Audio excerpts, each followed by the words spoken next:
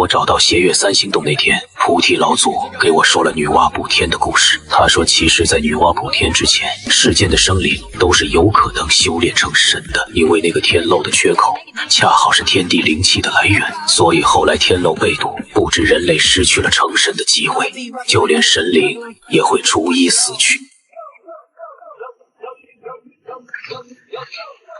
不如老朱与你做个交易吧。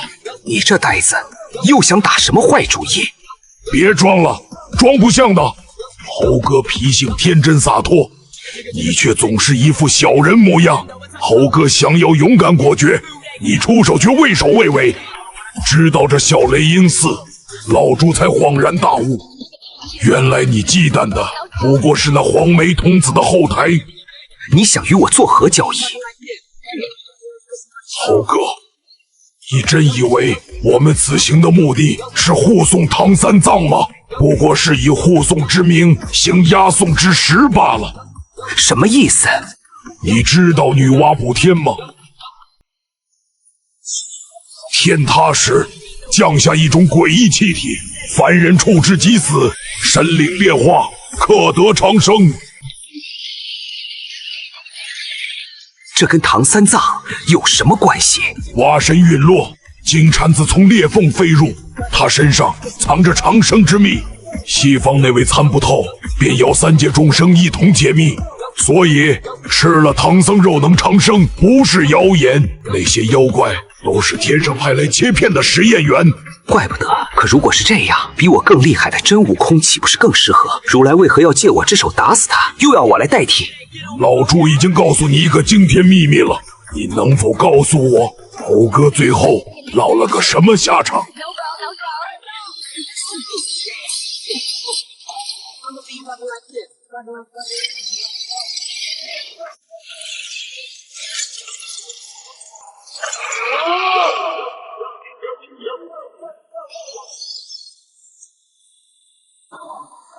你这冒牌货也配觊觎？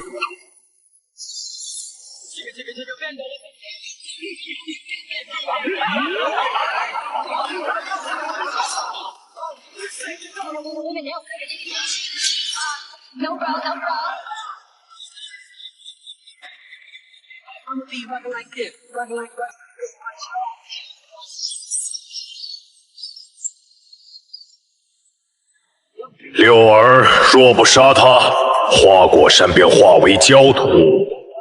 不好，漫山猴！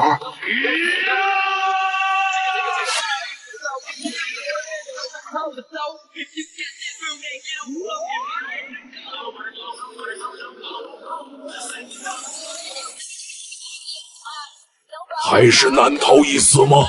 猪八戒走后，我才反应过来，这死猪在坑我。只要知道了这个秘密，别说成佛，我连能不能活都不一定。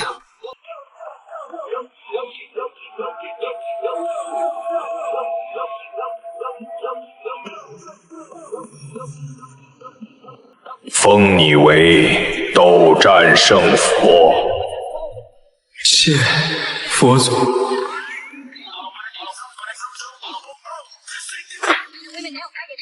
恭喜啊！斗战胜佛，你虽然神通盖世，但真的活得好像一条狗。我忽然明白了如来为何要我替换大王。只要秘密没被揭穿，他就还是悲悯的佛，因为他需要凡灵微乎其微的信仰力量来续命。吾曾求圣僧与佛祖问一语，看老龟几时能脱壳获得人身，不知佛祖如何作答？愧对老愚取经匆忙，贫僧竟忘了老匹之托。圣僧既已答应，为何做不到言出法随？我的神通呢？这是如来在敲打我。虽然我头上没了金箍，但在这三界之内，他便是我的金箍。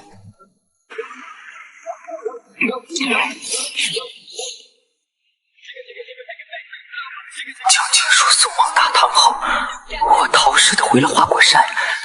这一藏就是1000年。1000年来，我反复做一个梦，一去不回，一定要护好那漫山猴。俺老孙身死，一定要护好那漫山猴。若俺老孙出不来了，你定要护好那漫山猴。若不杀了那只妖猴，不便毁了你花果山。万妖之王，齐天大圣，你要俺给你便是。待俺老孙死后，你定要护好那漫山猴。若有一天你护不住了，定要去一趟灵台方寸山，斜月三星洞。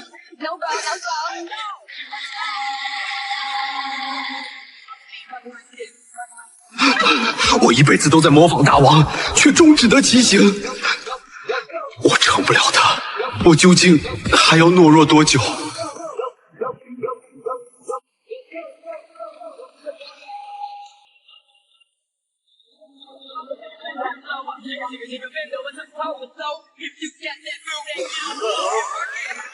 不要！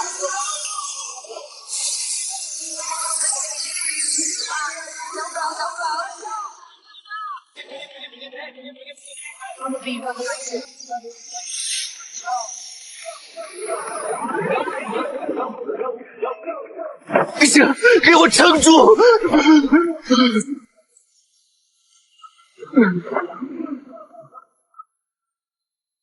大王，这满山的猴，我护不住了。实在护不住，就去灵台方寸山。斜月三星洞，我不知道灵台方寸山在哪里，也不知道那道屏障能撑多久。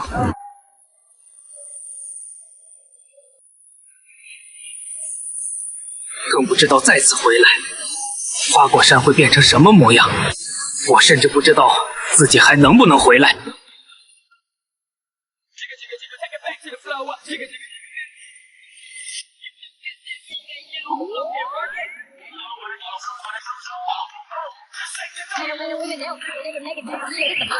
你可是来寻斜月三星洞的？你怎知道？因为以前也有一只猴来寻过，顺着这条路去吧。不知，不必多问，缘来缘去皆随缘，梦醉梦醒皆成空。想起那樵夫河石路，心里有一道才行。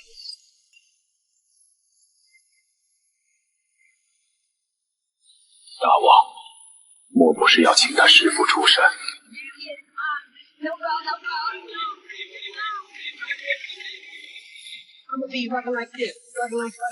怎么会这样？我那顽皮的徒儿还是没悟透自己究竟是谁吗？您是蛙神历劫陨落之时，留下了2件神物，一是天外金蝉，破解其秘可得长生；二是五彩神石，持之可毁天灭地。蛙神降天漏风禁后，神灵失去了天外鬼气的蕴养，寿元开始有了界限。数百万年来，诸天神佛一直合作，寻求冲破桎梏之法，却未得果。所以10万年前，他们决定用五彩神石将青天再次捅破，让被隔绝的诡异气体再次洒向世界。因为他们中已有神奇的寿元即将耗尽，所以那暗紫色的光芒真的是天外贵气。你也可以叫它灵气。天地初开时，青天本是漏的，凡灵靠着这鬼气修炼成神，甚至得长生。如此说来，蛙神补天竟还错了。蛙神没错，因为这个世界本就不该有神灵。神灵的存在会加大鬼气摄入，害死无数凡灵。凡人飞升本该离开这个世界，可他们不愿走，妄想以3界6道奴役1万万凡灵。如今天塌在即，能救3界的唯有悟空，他本就是蛙神留下的后手。可大王在1000年前已被我亲手打死。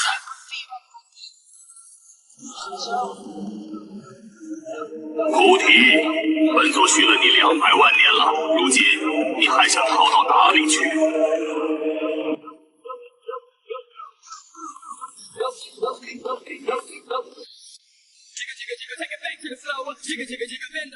是玉帝和如来。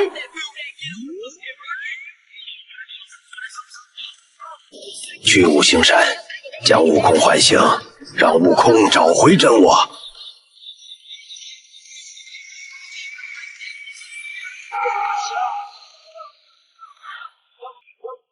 六耳，六耳，向下看来。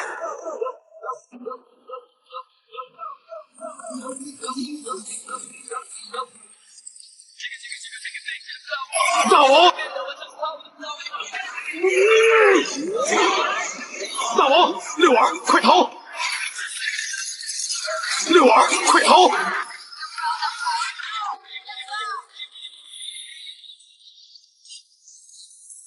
六耳，莫要执迷不悟，你现在退下，便还是斗战胜佛。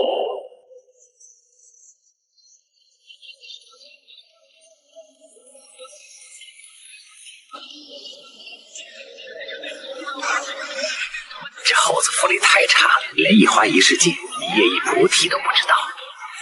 那五行山近在咫尺，却远在天边，唯有……所谓天涯咫尺，不过方寸之间，唯有破世间一切虚妄的金箍棒，可将虚妄拉回现实。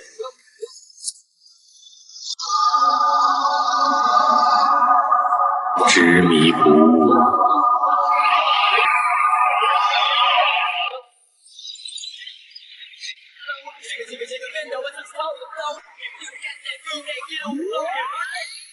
当年他一掌将你镇压，现如今我不过是吐了一口神血罢了，何必？杨戬，你不该来的。母亲父兄之仇未报，怎能不来？我搏命杀你，不为苍生大义，是为平心中不平。即便生死道消又何惧？何况这是我欠那猴头的。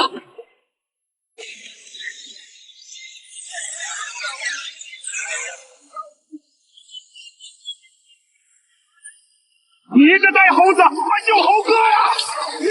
哎呀呀，杀猪了！哪吒小哪吒，你爹的塔被俺老猪偷了！钱胖，速将宝塔还我！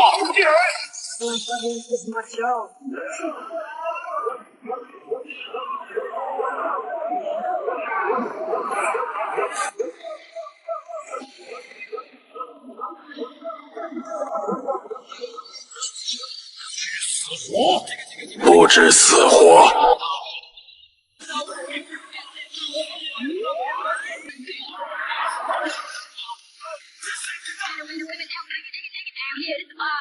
永远无法靠近。如果舍弃这具身体呢？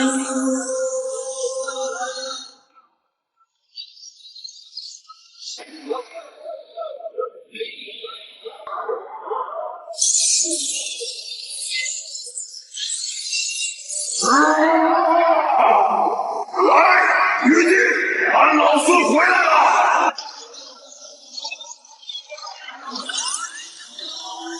大王，你的神躯。怪事，这些年辛苦你了。接下来，阿弥陀佛。大王，是你的神躯。只差一点，只差一点，这天就破了。无妨，待降了这妖猴，再破不迟。尔花100万年生得其时，又修100万年化得其身。今若愿放下过往，诸天神佛有你一席。猴哥，要不算了吧，那众生返领与你何干？算了，我就不是齐天大圣了。算了，我就不是齐天大圣了。一席之地，冥顽不灵。天法！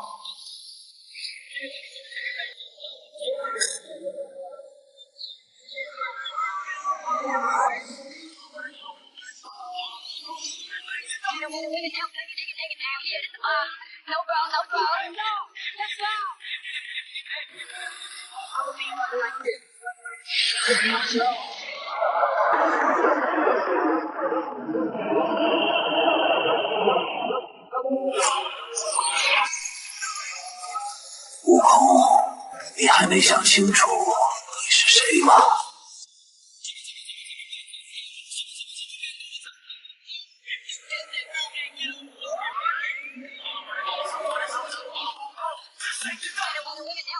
不在三界之内，却被困五行之中，所以我该是谁呢？我是孙悟空，我这一生好像有很多身份。我是师父的徒弟，我是师弟的师兄，我是一山之主，更是万妖之王。有人叫我悟空，有人唤我行者，他们骂我妖孽魔障，又尊我为齐天大圣，但溯本追源，那些都不是我。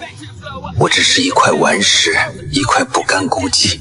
于是画出体型的顽石，我本可以变成这世间所有的生灵模样，但那100十年来，我见的最多的便是猴子。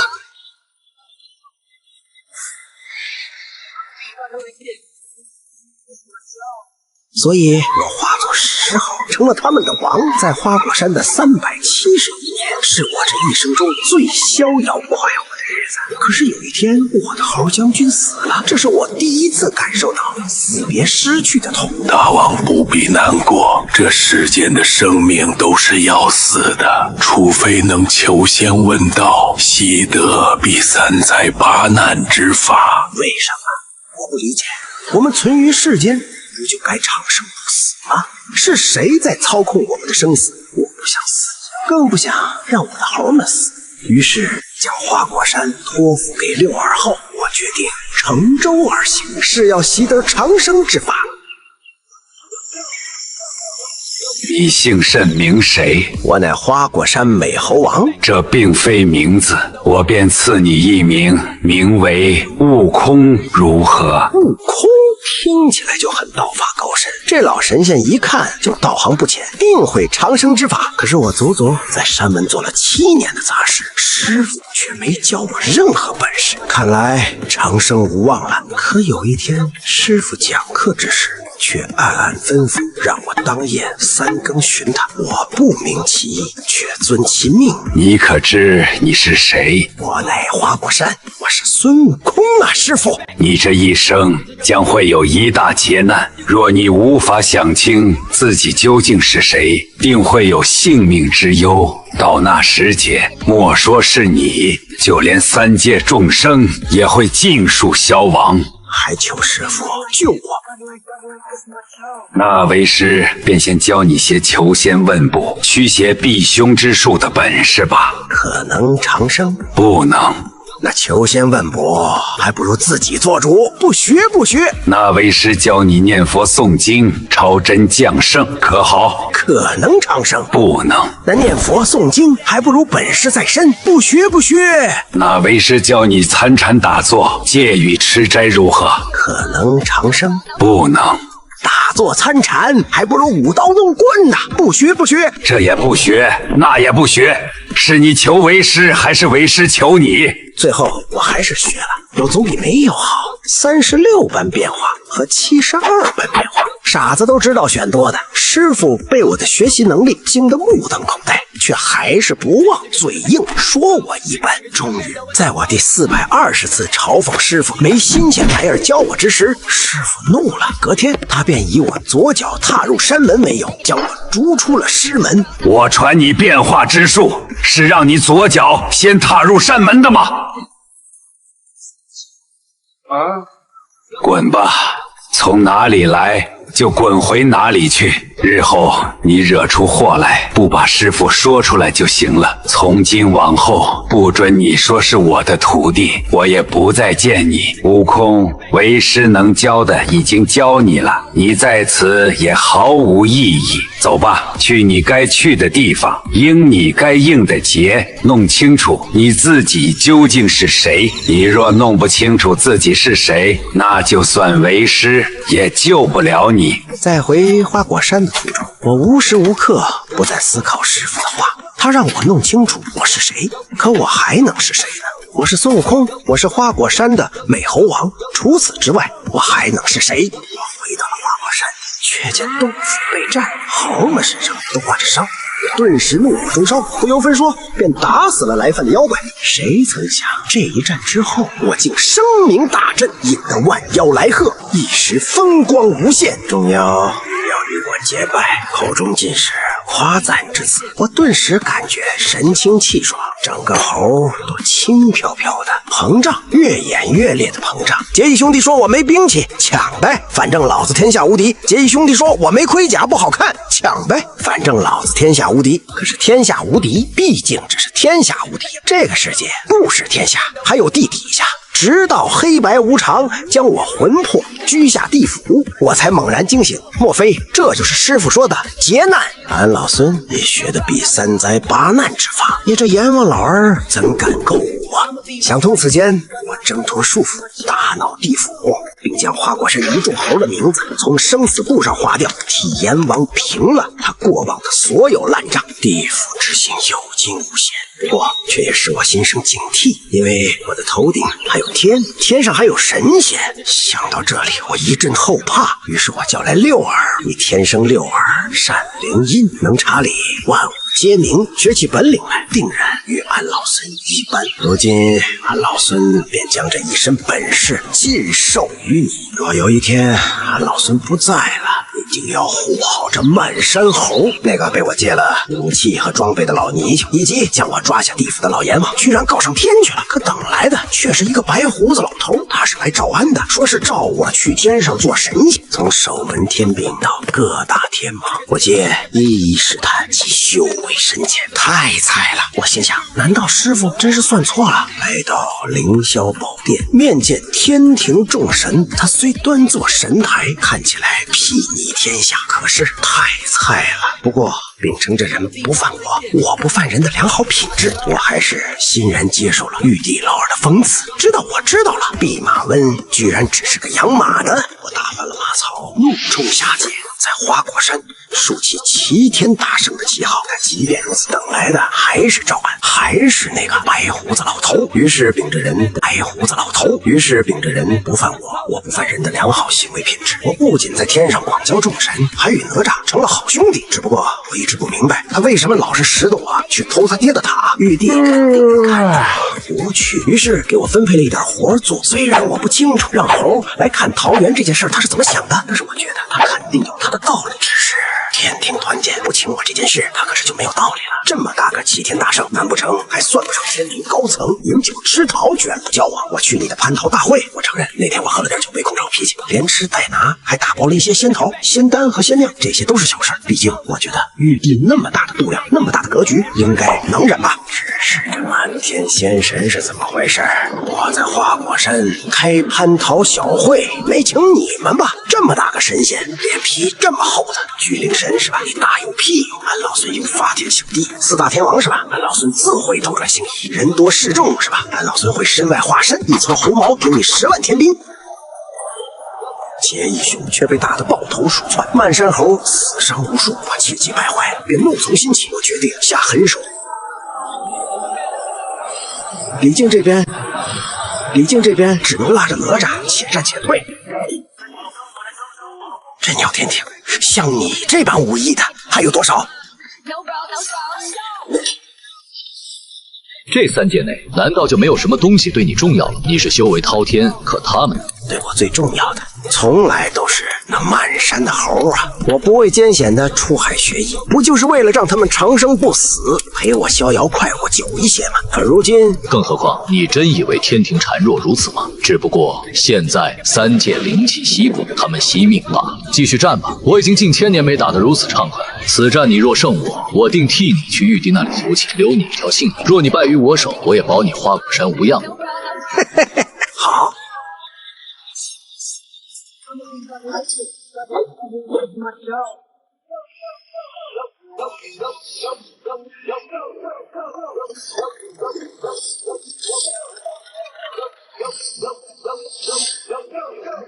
杨戬，你不是我。杨戬啊，杨戬，我当然知道与你无关，我如此说，只不过想让你心存愧疚，多多关照我的猴们罢了。玉帝他直接将我送上了斩妖台，劈山断海的斩妖刀竟然被我的头颅崩碎了。天雷加身，但是都对我造不成了什么伤害。在炼丹炉中历经749天的烈火焚身，在无数次生不如死中，这熊熊烈焰将我炼出了火眼金睛。破炉而出的那一天，我的心中再无一丝理智，管他孰对孰错，我定要让这3界天翻地覆。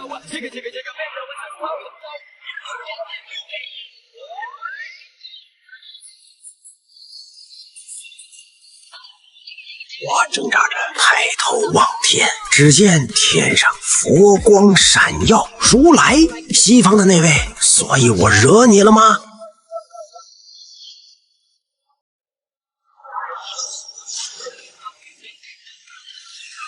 被镇压的第1个10年，我日日夜夜都在试图挣扎逃离，不知疲惫。被镇压的第2个10年，我停止了这无谓的挣扎，就连心中的狂傲也被尽数埋进了尘埃里。我又想起了我的师傅，不知他的本领与如来相比如何？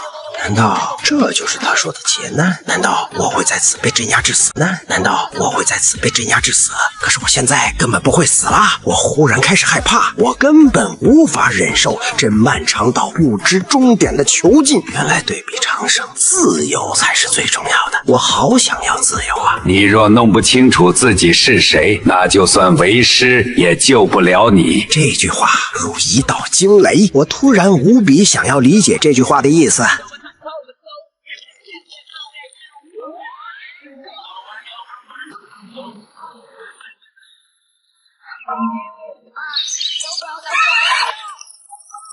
我有很多身份，但现在的我只是一个囚徒，是一个囚徒。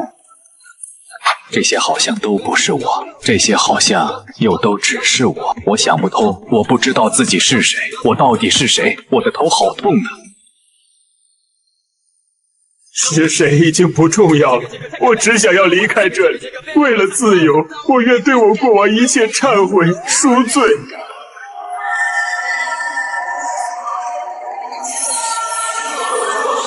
我愿意。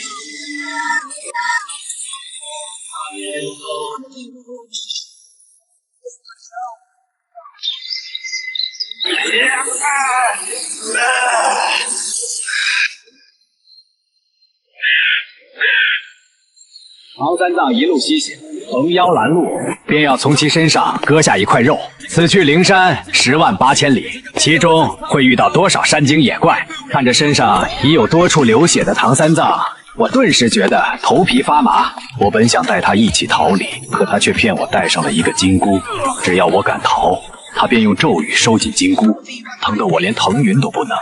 师父，你这是为什么？我不理解。悟空，我是不会走的。此去灵山10万8千里，有你相护，我逢妖便是一块肉。隔隔长长，我可能真不一定能走完这条西行之路。悟空若没你保护我的话，这西行之路尸骨无存。为什么呀？有俺老孙护你，大可不必割肉借道的。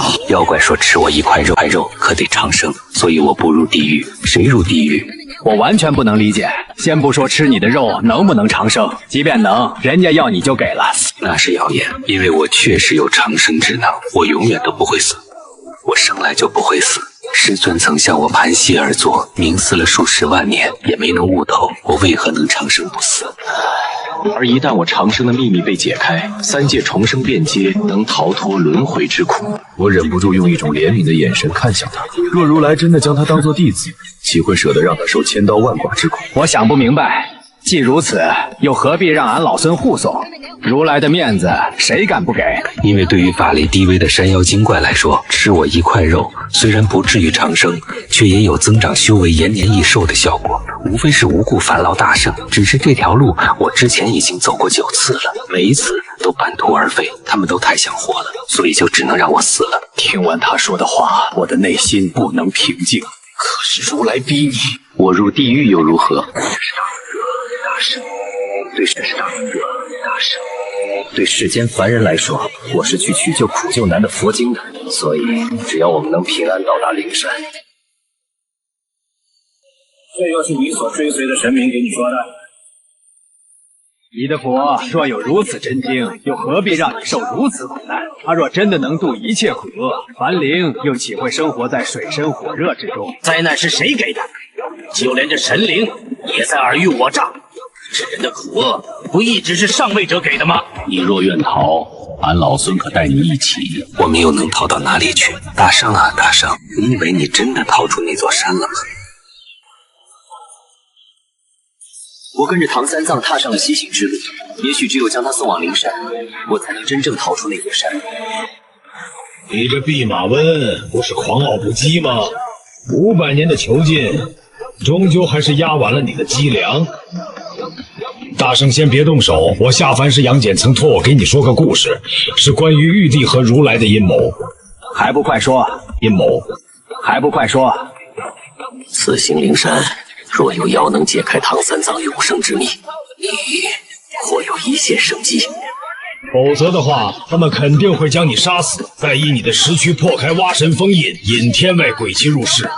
到那时，世界化作炼狱，而玉帝和如来就能与天地同寿。可为什么是俺老孙？我明明已经让不了。因为你本就是蛙神补天剩下的一块五彩神石，唯有你的气息能破开封印。而且那个藏经只会跟在我屁股后面，一口一个大王，屁颠追着我跑的猴，早就长大了。我岂能像是蛙神的力，继续个十成十，毫无血与火。我心里清楚，这桩闹剧本就是如来的算计，他怕是早就盼着这一步。既然如此，那我便将计就计，借着六儿的手，亲手毁去我这具石躯。只要石躯毁了，玉帝和如来便没有办法。但是如此，我就只能借残魂复活，苟延残喘。所以踏进灵山那一刻，我头也不回地对六耳说：待俺老孙死后，你定要护好那漫山猴。若有一天你护不住他们了，定要去一趟灵台方寸山，斜月三星洞。我在那里有一个师傅，若他知晓我被欺致死，会出手的。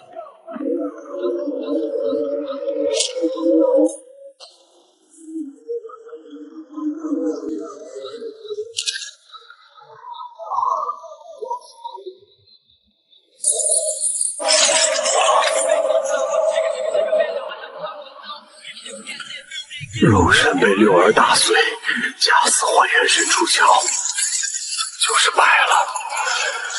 六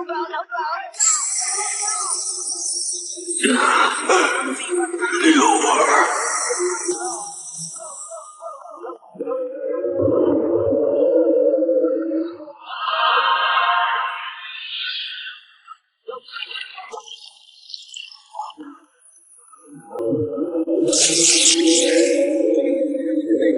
当年没杀够的10万天兵，今日不够。如来，我回来了。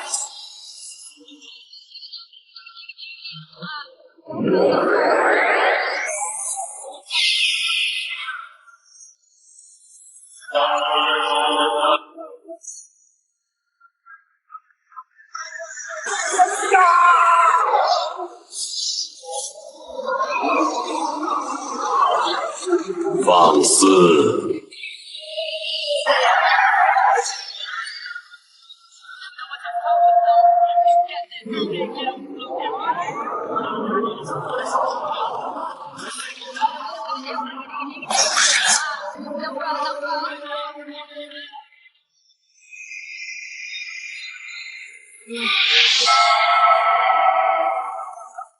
是孙悟空，是齐天大圣，他们都不是我。悟空，你还不明白吗？你就是世界本源。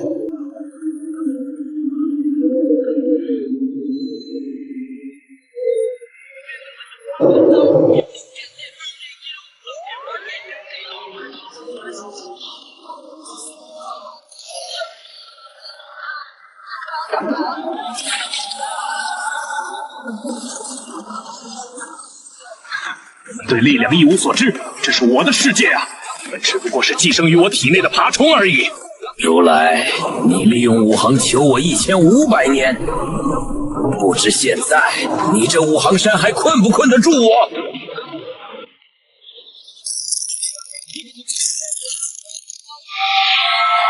你既已找回自身，过往种种何不抛却？停手吧，3届定有你一席之地。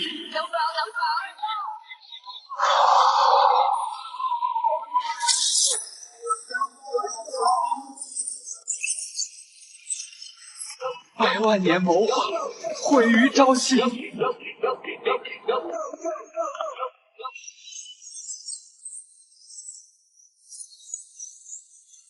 该你了。你倒有点本事，竟能将天地间的元素力量运用至此。如来靠生灵的信仰续命，你却借天地之力护体，但如此暴露在天地之间，你又还能撑多久呢？1000年前第一次见你之时，我便想着将你杀死，可是他不听，他觉得留下你可破开这天。如今这天虽破了，却不是我们想要的结果。毕竟天意难违，而如今我才是天。蛙神立下秩序，此界不能留神，得道必飞升。可你为何非要留下？我因太过强大而恐惧那股力量。我见过天外有张附着无数神灵尸身的巨网，强如我也冲不破。强行飞升只会死去，所以我不敢飞升，只想长生。不敢飞升，便无益众生；不敢飞升，却想着长生。金蝉子，你既从天外而来，可愿就此离去？也许诸神黄昏之后，这个无神的世界仍然需要有人来教化指引。若大圣允许，我愿留下，为使众生平等。此界不许有神。我愿飞升，我可重开天门，将天外屏障破去，供众神飞升而去。若不愿飞升，我将收起修为，死于100年光景，在世间活上一遭。我仿佛理解了天道无情的含义。打开天界之门吧，我愿去走上一遭。与其屡屡100年，不如上更高层次的星界看看。俺老猪也去看看吧，俺老猪也去看看吧。我也随二哥去看看。悟空，为师也走吧。人间100年光景不过朝夕，为师已经活得够久了，当去看看外面的光景。是父子始出没教出。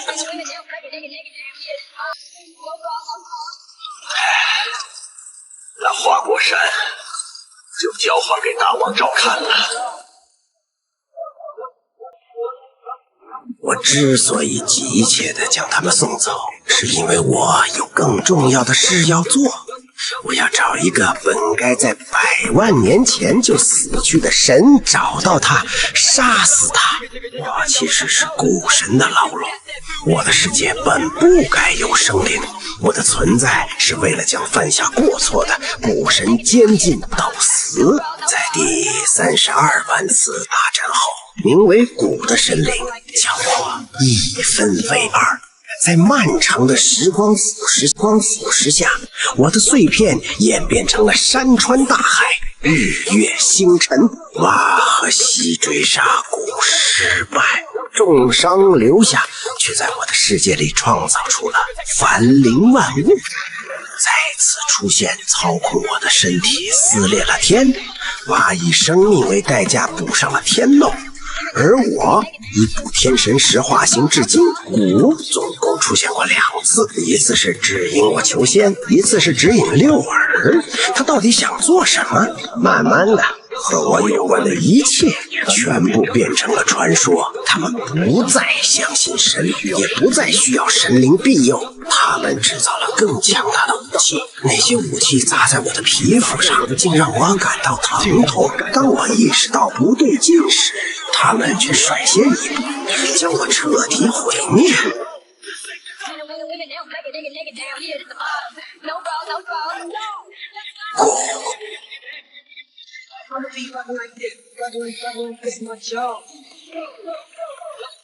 不陌生吧？这叫创世1号，可以利用能量跃迁从宇宙之外借来力量。当年我就是用它分割了你的身体，要不是我的2次指引，你可能真会被那群人造神杀死。你要是死了，我千百万年来的谋划就功亏一篑了。怎么不说话？是不是被我的发明吓到了？你该不会以为这就是我最厉害的发明了吧？不，你才是我最完美的杰作。只要有生灵的地方，就会有战争。所以无论是如何低端的文明，最后都会发展制造出毁天灭地的武器。所以想要长生，光征服世界可不行，你得成为世界。古世纪之前，古世纪之后，周而复始，生生不息。一个世界毁灭，总会有另一个世界重生；一个文明破灭，总会迎来另一个更加强大的文明。我和我的族人一直生活在宇宙尽头的残破行星里。在未来，如果还有关于我们的传说，他们大概会称我们为神族。但事实并非如此，我们只是一个科技文明走在宇宙最前列的强大族群——盘古族。我们是资源掠夺战的赢家，也是输家。毁灭性的科技力量摧毁了绝大部分行星，为了躲避残留的强大辐射，我们举族迁徙到了偏远的神界星域。辐射侵蚀了我们，族人逐一失去了繁衍能力。为了种族延续，科研方向转向了长生不死，我们变成了怪物，但寿命在无限延长，甚至能借助辐射力量使用出超脱认知的能力。可是我们再也离不开这种辐射了，离开它，我们就会死。为了维持这种活着，族内恐惧科技发展会夺走这偶然得来的长生，强行停止了一切科研，科研成了禁忌。那些偏执的科研族人被放逐到了一个可以隔绝辐射能量的遥远死星，其中最天才、最癫狂的一个名叫古，将古囚禁在死星的第3000年。宇宙中绽放出一道森白的光芒。我与西被派来调查，却发现古对死星的适应能力超出了我们的想象。我们被他打成重伤，从追捕者变成了逃亡者。古的实验好像成功了。山川、大地、星河、明月，这不就是族册上记载的古世纪母星的样子吗？再等一会儿，看这死星能不能像族册上记载的那样，有天明和炙热上记载的那样，有天明和炙热的太阳。如果一切如记载一样，那古的实验肯定是成功了。它不但能洗清罪孽，还会成为族群的骄傲。那个夜晚，我们甚至忘了古正在猎杀我们。我们越走越兴奋，浑然忘了古本来就没有罪，一切都是族群强加的。他差点因此死掉。一个被抛弃的人创造了如此伟大的杰作，真的还会稀罕做族群的骄傲吗？成功了，真的成功了！我们这就回去，将这个好消息告诉族人。有了与母星一般的行星，我们再也不用住在泛着恶臭、遍地黄沙的神界星域了。只要迁徙到这里，族人必然会恢复繁衍的能力，一个更强盛的文明将在这里重新屹立。糟了，被古重伤后，我们体内残留的辐射能量已经不足以支撑我们回到神界了。死星本来就能隔绝辐射能量，我们可能会被困死在这里。我们成了猎物，好在这颗行星足够广阔，我们藏在这里，成了沧海一粟。虽然有些僭越，但我们为死星取了新名字——神州。30年了，我们从未察觉到古的任何踪迹，它仿佛已经离开了。我会不会根本没有在找我们？随着身体逐渐适应神州的环境，我们体内的辐射能量在削弱。我们都明白这意味着什么。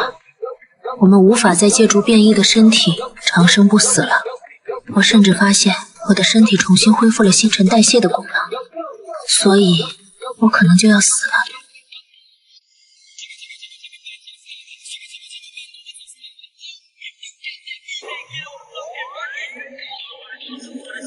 在神州停留的第45年，我们的身体已经衰弱到需要食物供给才能维持行动能力的地步了。我怔怔望着西走出洞穴寻找食物的背影，心中无由来生出一种悲哀的感觉。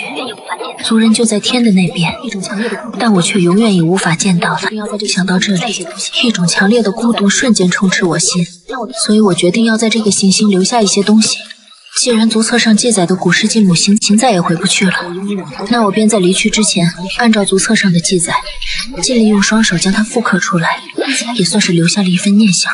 也许是见惯了人手兽身的族人，所以拥有2条腿的泥人在我手中成型的时候，我看着有些怪异。母亲，是您创造了我。哇，你终于学会了创造。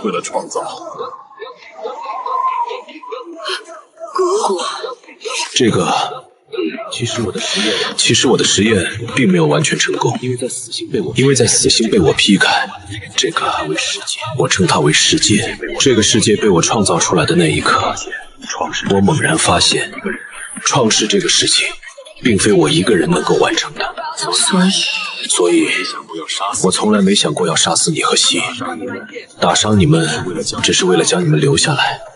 我需要有人来和我共同完成这个创世的壮举。这个世界被创造出来后，万物待兴，而我还有更重要的事要做。当我那件作品问世的时候，我必将能在这个宇宙永存不灭。哇，发挥你的想象力，尽力去创造吧。自今日始，经你之手创造的一切，皆会化为新世界里的一位新生灵。你准备去做什么？留下来吧，我们一起将族人留下来吧。我们一起将族人接引过来，在他们看到你对死星的改造后，一定会真诚地向你致歉的。致歉？若不是我在最后关头取得了阶段性的成功，这世间早就没有骨了，只剩一堆白骨。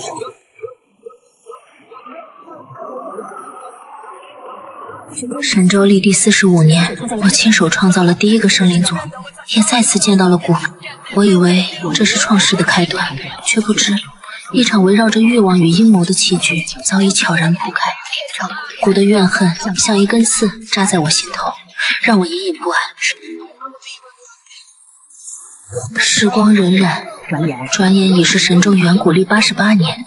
经我手创造的泥人已分散在神州大地的各处，分别建立了不同的部落。他们身着兽皮，刀耕火种，繁衍生息。而西在我创造生命的过程中，根据足册里记录的方法，通阴阳之气，呼天地之虚。我的孩子们也终于和足册里记录的古世纪母星上的盘古族群那般，可以自行繁衍生息，延续血脉。可谁也没有想到，天灾悄然而至。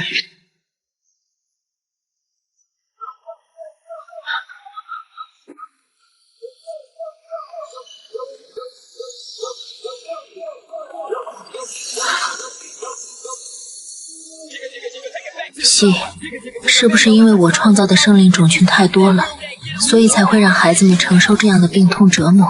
因为在孩子们可以自行繁衍之后，我又根据足册上的记载，创造出了很多奇特繁杂的生命体。可无论是哪颗行星都是如此，只要生命的种类出现多样化，相对的疾病就会降临。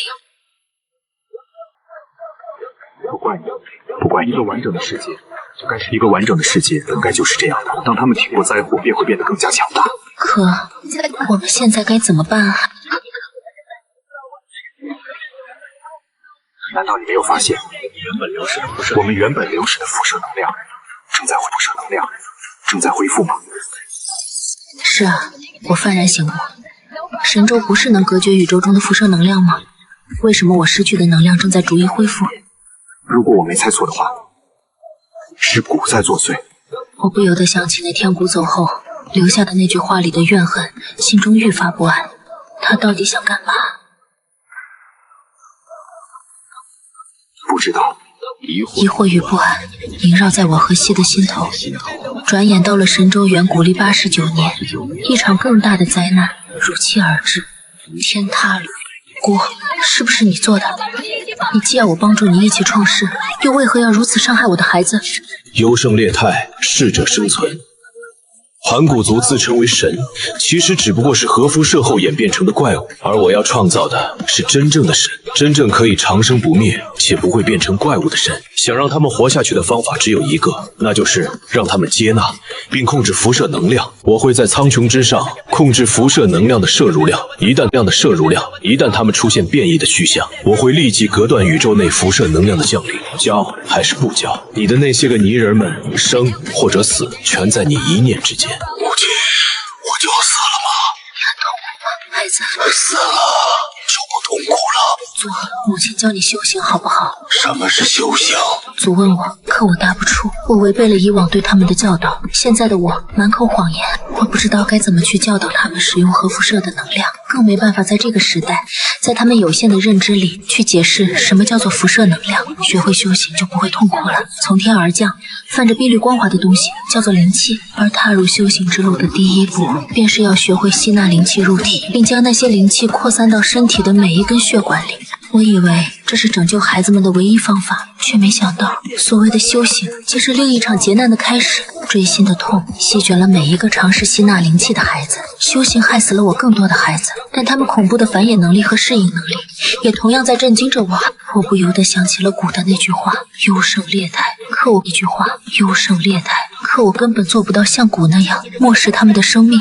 还好在长达数十年的不懈适应下，终于有人学会了使用灵气能量，祖便是其中之一，成功引辐射能量入体并存活下来者无一例外，百病皆除。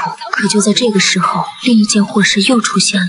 随着有人成功引辐射能量入体后，他们对辐射能量的感知力就会越来越深，相对的，涌入他们体内的辐射能量就会越来越多。这种力量的提升对他们是好事，但对于还没成功引辐射能量入体的普通族人来说，就是灭顶之灾。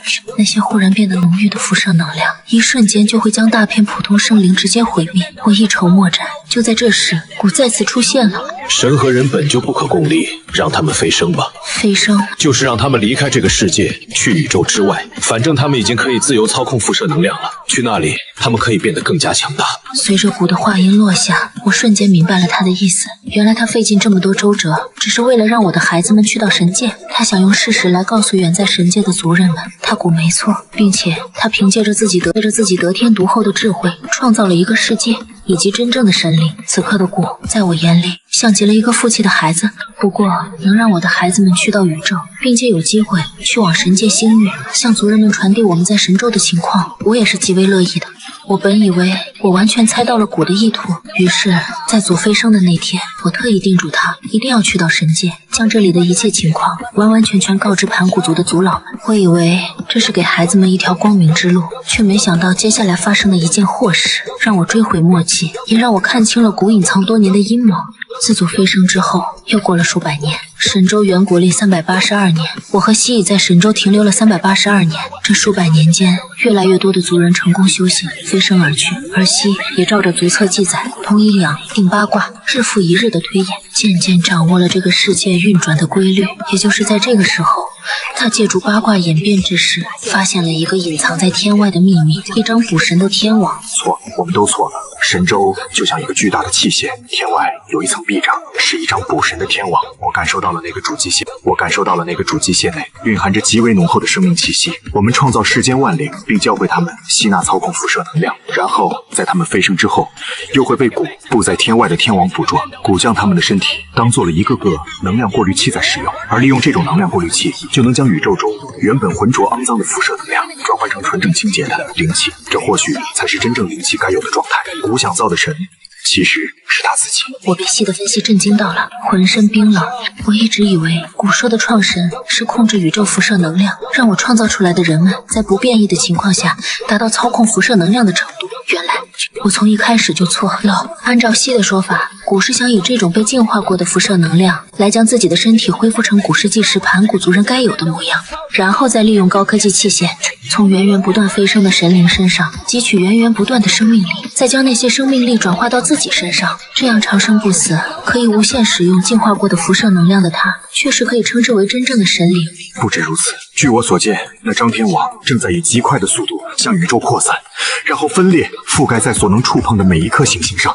古应该是想成为整个宇宙的神，成为整个宇宙的神，不能再等下去了。我在那张天网上感受到了功法力量，它似乎在锁定神界星域的位置。蛊是想覆灭整个神界星域？我不确定，但我总觉得该做点什么，保护好我们的孩子们。西，你想干什么？ Take care of them all.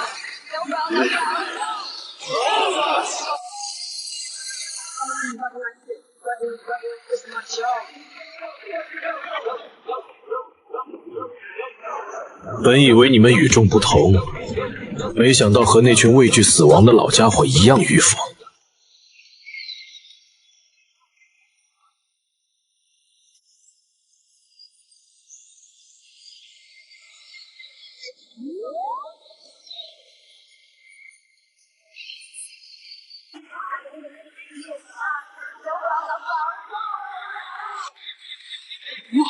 你已经失控了，你一定要将这个天牢补上，不然这个世界很快会消亡。你想干什么？保护好神咒，保护好神咒，这是整个宇宙的生命之火。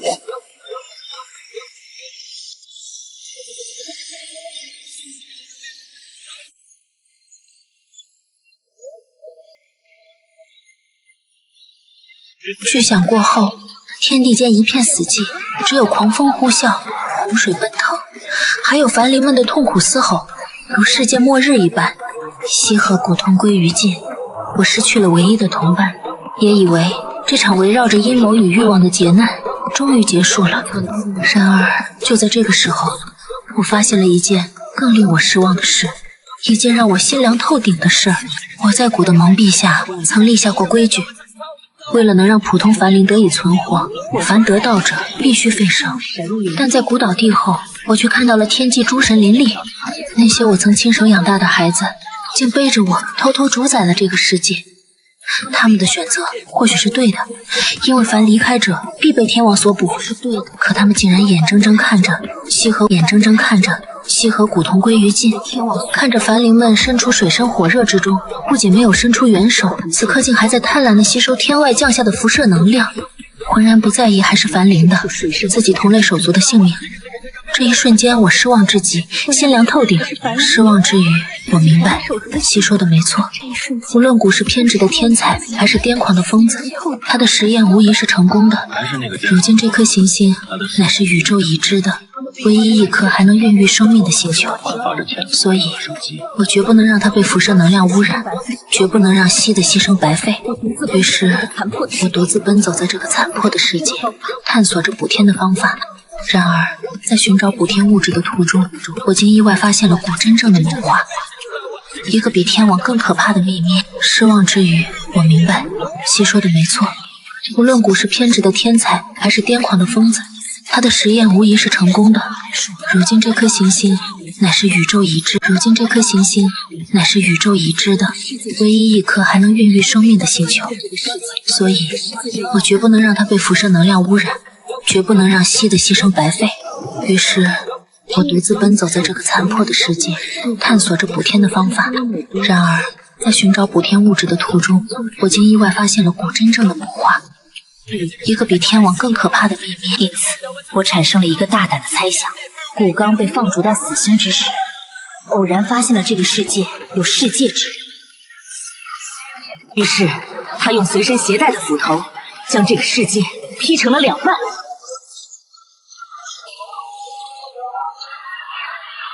死星被劈成两半后，庞大的星体背骨按照足侧上古世纪母星的分布，一一排列分散。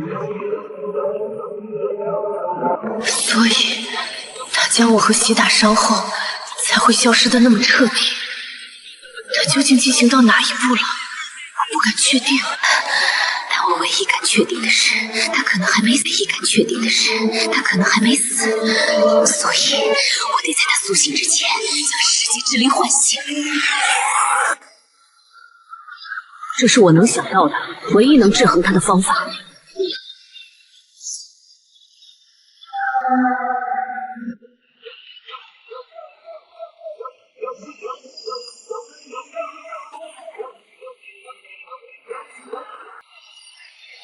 我熔炼五彩神石，前者是为了补天，堵住天空的豁口，阻止辐射能量继续污染神州；后者是借补天之名，收集散落的世界之灵，将它们封印在五彩神石里面。我向云端的诸神宣告，这块神石是我补天剩下的石头，以此掩盖我封印世界之灵的秘密。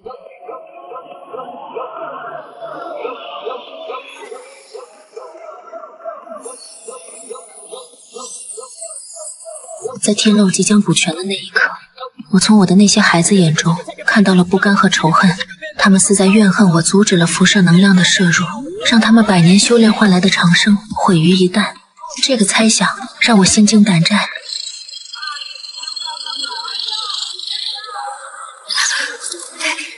竟然有了生命！天人五衰，重生难逃，纵然是创世神，仍难免与世长辞。熔炼五彩神石，耗尽了我所有的力量，我的生命也走到了尽头。在大限来临之际，我找到了一位听话的孩子，他乖巧懂事，眼神纯净。我知道他會守住我最後的囑託。又有一日，你喺呢個世遇到咗一個連你亦都睇唔透嘅生命，我記得盯住佢，一定要揾翻自己。當大劫降臨，這世上無人護得住他，整個世界都會因他而毀滅。青蛙，那一刻，我的目光好像穿透這片天際，落到了一顆遍地黃沙的星球。